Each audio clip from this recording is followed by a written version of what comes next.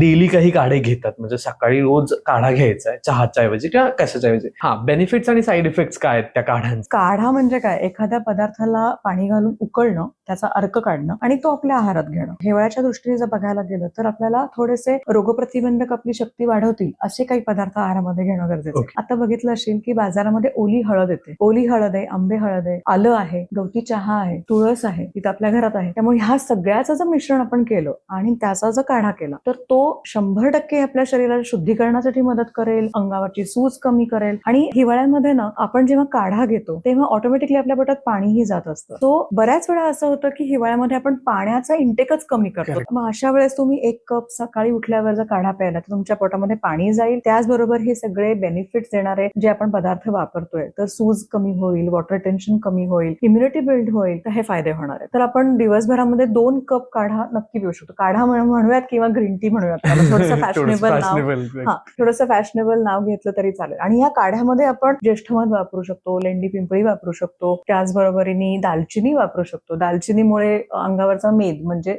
Fat कमी व्हायला मदत होते, BMR वाढतो, इन्सुलिन रेझिस्टन्स कमी व्हायला मदत होते. सो मल्टिपल बेनिफिट्स आहेत आणि हे सगळे आपल्या किचनमध्ये असणारे हर्ब्स आहेत.